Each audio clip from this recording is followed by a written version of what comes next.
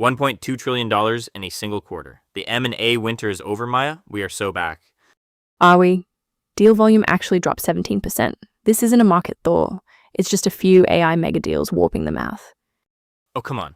When SpaceX swallows xAI for $250 billion, the math is allowed to be warped. I will admit, the footnotes on that one are wild. But wait until you see what Intel just paid to buy back its own factory. The rundown: $14.2 billion just to buy back half of a fab in Ireland. Intel is basically unwinding its own clever financing from 2 years ago. Hey, when you need cash, you sell a kidney. When you get rich again, you try to buy it back, even if it costs double. That's a terrible medical analogy, Nate, but it perfectly captures the desperation. It fits the whole Q1 vibe, though. Deal volume is actually down 17%, but overall value is up 26%. We just crossed 1.2 trillion for the quarter. It's all mega deals. Because everyone's swinging for the fences. Look at Uber buying Black Lane. I love that deal. Uber finally realizing people will pay a massive premium to not smell the previous passenger's fast food. You love it because you're exactly the target market for a white glove chauffeur app. But strategically, Uber is buying a low-margin, asset-heavy business. It goes against everything they spent the last 5 years building. They're buying the enterprise contracts, Maya, the corporate cards. You're missing the big picture. I'll believe the margin expansion when I see it in the filings. Fair enough. Meanwhile, the asset managers are just vacuuming up everything. Goldman finally closed on Innovator Capital Management. Defined outcome ETFs. Safe, boring, prints money. Unlike Franklin Templeton buying 250 digital to launch Franklin Crypto. A CoinFund spin-off. Traditional finance is having a total identity crisis. They just want the management fees. Speaking of identity crises, are you tracking the Gilead tender offer for RSLX? The extension? Yeah, they pushed the expiration date. No explanation, just a quiet little SEC filing extending the window. Someone found something in the data room, or a regulator just woke up. Dealmakers are sweating right now. My money is on the regulators, though the real gossip on the street is Estée Lauder and Puig advancing deep into talks, mostly stock. Imagine the turf wars over counter space. We can talk about makeup and crypto and Irish fabs all day, but we're avoiding the rocket in the room. 4 of the 6 biggest deals this quarter were pure AI plays. And one of them single-handedly made Sullivan and Cromwell the top law firm on earth. $250 billion. Elon buying Elon. SpaceX swallowing xAI. I want to rip into the craziest piece of financial engineering we've ever seen. The big one. $1.2 trillion in a single quarter. Say it slower, savor it. I am choking on it, Nate. We are looking at the Q1 numbers and it is just a wall of money. But look at the actual transaction volume. It is down 17% year over year. Right, but deal value is up 26%. We are completely out of the mid-market slump. We are back in the era of the mega deal. And by we, I mean the AI sector. 4 of the 6 biggest deals this quarter are pure artificial intelligence plays. Which brings us to the rocket in the room. SpaceX buying xAI, $250 billion. It is a beautiful consolidation of the Musk empire. You take the absolute dominance of SpaceX hardware and you bolt on the brain of xAI. Imagine Grok directly managing the Starlink constellation. It is the ultimate vertical integration. Oh, please. You are reading straight from the Sullivan and Cromwell press release. Hey, S&C just rocketed to #1 on the global league tables purely because of this deal. Give the bankers some respect. They earned their advisory fees, sure. But Nate, this is the most absurd related party transaction I have ever seen. Elon is essentially selling his own AI company to his own space company for $250 billion. Where is the actual price discovery? The price discovery is the broader market. Look at OpenAI's last secondary valuation. Look at Anthropic. xAI has the compute. They have the fire hose of data from X. 250 billion is steep, yes.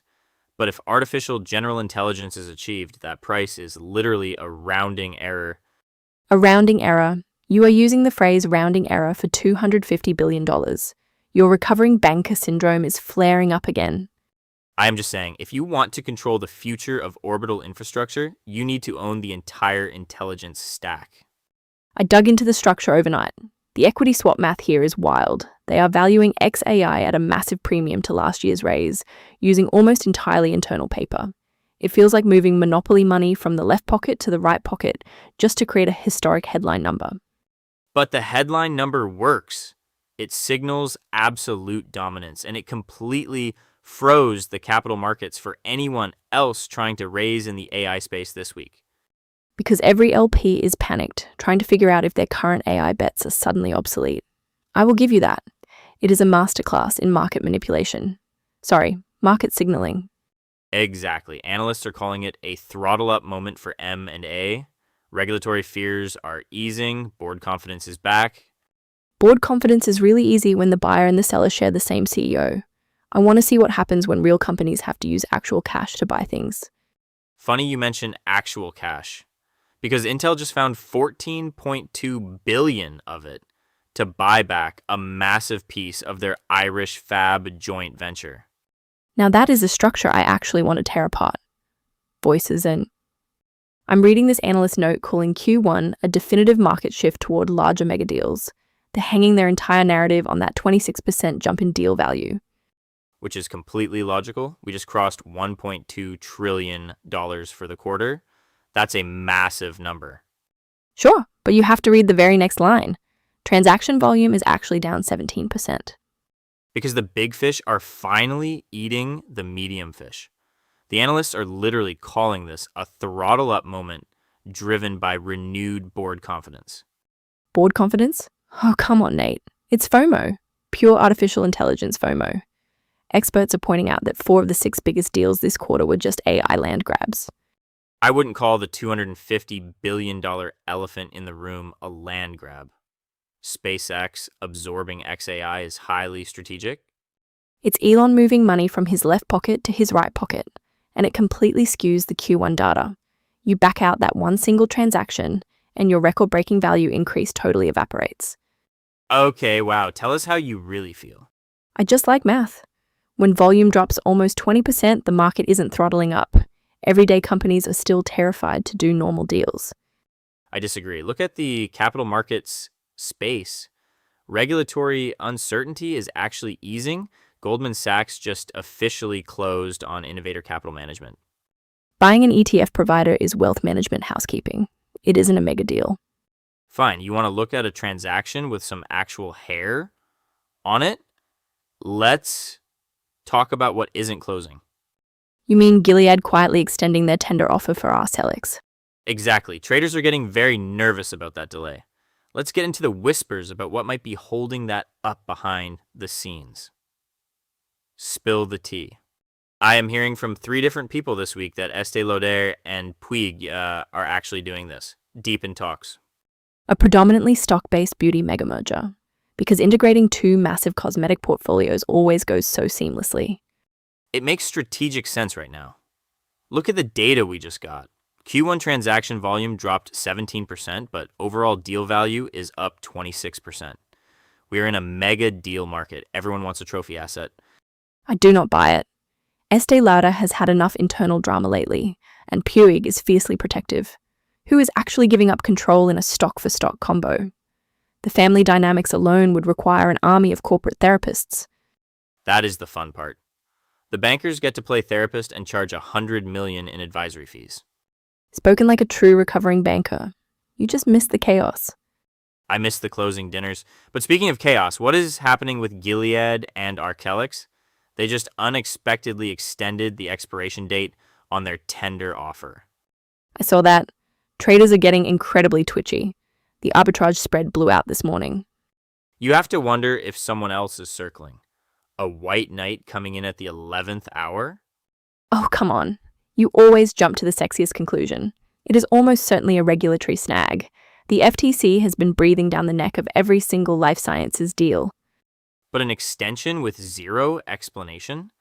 If it was just routine antitrust, they usually put out a PR holding statement.